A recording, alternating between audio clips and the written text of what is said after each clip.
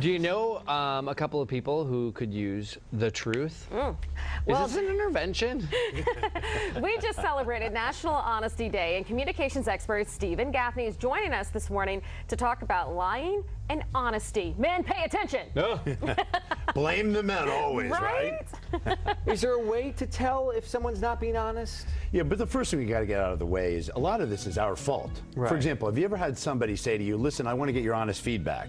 And you give them honest feedback and then they flip out on you? Right. Or they use that information against you? Right. Next time they ask you for honest feedback, you're like, note to self, I'm not going there. Right. So a lot of this stuff, I think, is our fault because we create that unsafe environment, which is actually the key to getting somebody to tell the truth, is just make them feel safe. But then, and reward them, because a lot of times we're punishing somebody for being honest. Well, that's the other thing, too. When somebody says, hey, I want your honest opinion, and then I give it to them, then they're like, well, you didn't have to say it like that. Right. Well, is there another, honey, no, that doesn't look good on you. I'm sorry.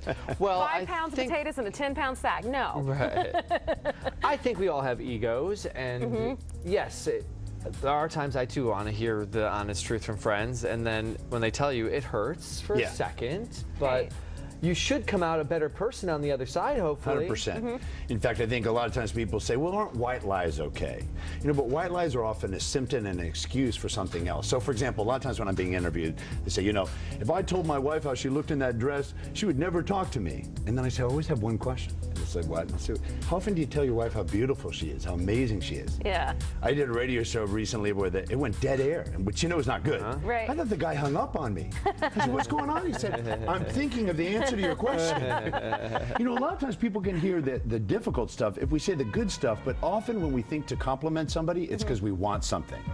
And we have to actually say the good stuff alone. Right. And then we have to reward people for being honest. Right. So it's not What enough. does that mean, reward them for being honest? Well, kind of what you said I like, which is you say to the person, look, what you just said hurt my feelings. However, I'm glad you told me. Right. Because you can't fix a problem that nobody tells you about. Right? And when you look at your life, how we grow in life is by getting honest feedback. Sometimes it's brutal, and I'm not an advocate of brutality. I'm an advocate of honesty. But this is the way I like to coach people to getting feedback. Think of yourself as a sponge. You want to soak it all in, and then you can wring out what you don't want later. Right. But if you don't get it, you can't know what to do with it. And so often in the workplace, people are suffering from honest feedback. A lot of times, managers and executives don't give that honest feedback, and people don't do that at home. Right. So we have to look at how we deal with it and reward somebody and at least say, hey, thank you. Hurt my feelings, but I'm glad you brought this up. But that's not the intent, though, to hurt somebody's feelings. Yeah. Well, let's talk about that. Is there a way that you should present honest feedback or be honest to people? There are 4 keys. So one is to have a fact-based conversation rather than opinion-based. So a lot of times when somebody said to me one time, I'm glad you're teaching honesty here in this corporation. I said, why? She goes, I'm honest. People don't like it. So what do you tell people? She goes, I tell people when they're a jerk when I think they're a jerk. I'm like, well, This one right here.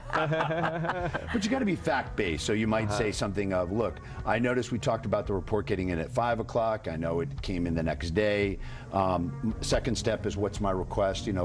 How can we resolve this moving forward? Third is to think of the benefits and come from the other person. So often when somebody's delivering honest feedback, it's a dump. It's like, I got to get this off my chest, off my mind, and they're not thinking, what's the benefit to the other person? And there's huge benefits, right, at growing in life. Right. And the 4th thing is to try to always end on a good note. For example, you're in an argument with somebody, it doesn't go well, and you got to wrap it up, or the meeting's getting wrapped up, and you can say, listen, I appreciate that we took the very first step of getting this out in the open, because we can't resolve anything that we're not getting out in the open. So we took the very first step. Next time we got to get this thing resolved. Right. So at least end on a good note.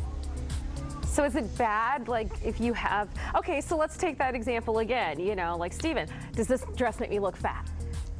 So then what do you say? Well, what you want to say to the person is essentially, I think the source is, okay, how often have I said how beautiful you are, how amazing you are? And then that allows me to give you feedback. See, so, he's sitting here and he's talking and talking and talking. And so I think there are 3 things that you got to really consider. So when to lie and why. Let's talk about that. We got to get that clear. So one is white lies, but it's often an excuse for something else. Right. The second is to protect somebody. So an easy example, I asked on my Facebook and people said, oh, you should never lie. But what about a child? And child who believes in Santa Claus?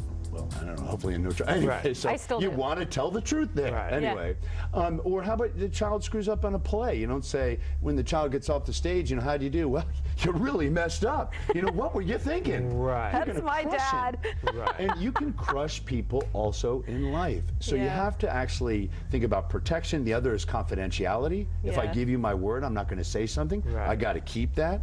And the third is around white lies, what we were talking about earlier. I have to be honest with you. We are out of time.